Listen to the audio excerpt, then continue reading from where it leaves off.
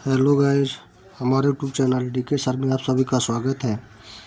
आज का टॉपिक है भौतिक विज्ञान में, कक्षा 10 के भौतिक विज्ञान में जो लेसन आपका विद्युत है, उसमें जो प्रतिरोधकों का संयोजन हम करते हैं। क्या करते हैं? प्रतिरोधकों का संयोजन करते हैं। तो प्रतिरोधकों का संयोजन दो प्रकार का होता है। कितने प्रकार का होता है?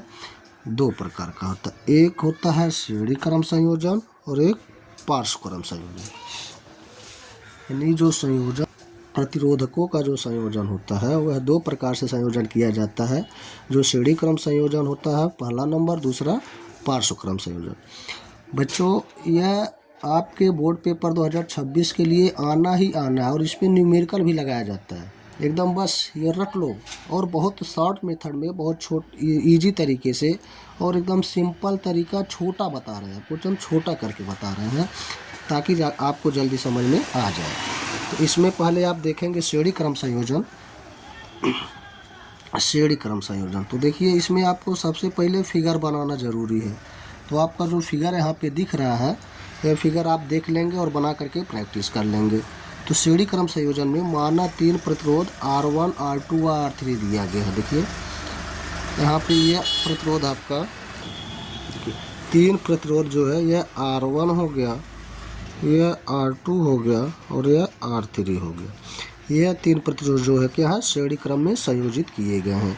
इसमें धारा देखिए, I धारा क्या हो रही है, प्रवाहित हो रही है, और इनके बीच का जो विभवांतर है V1, V2, V3, इसके बीच का विभवांतर हो रहा है। ठीक, उसके आगे फिर देखते हैं ओम के नियमानुसार। यानी ओम का नियम आपको पता है, V बराबर I इंटू R होता है। क्या होता है? I into R। तो V1 हम निकालते हैं, विभवांतर 1 के लिए निकालते हैं, तो V1 equal to I into R1 समीकरण 1 मानेंगे। V2 निकालेंगे I इंटू R2 समीकरण 2 मानेंगे। V3 निकालेंगे I इंटू R3 समीकरण 3 मानेंगे। इस तरह से आपका 3 समीकरण बनने के पश्चात फिर नेक्स्ट देखते हैं।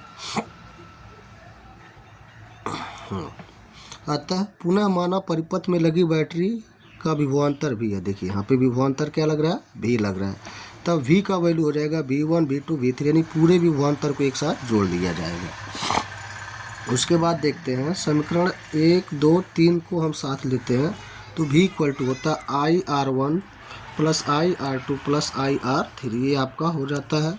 फिर I तीनों में कॉमन है तो I को हम बाहर निकाल लेते हैं, तो V into I into R1 plus R2 plus R3 हो जाता है।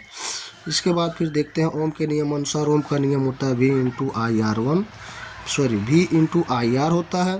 तो यह समीकरण 4 जो है वह 3 के साथ हम जब लिखते हैं, किसके साथ लिखते हैं? समीकरण 3 को और समीकरण 4 को साथ लेते हैं। समीकरण 3 और 4 को साथ लेते हैं, तो देखिए I और I दोनों में कॉमन है तो I कट जाता है, तो क्या बचेगा? R बचेगा। यहाँ R1, R2, R3, R equal to R1 plus R2 plus R3। तो यही आपको प्रूव करना था, यही आपको सिद्ध करना था। यही समांतर यही श्रेणी क्रम संयोजन का फार्मूला होता है। इसी पे न्यूमेरिकल लगाया जाएगा।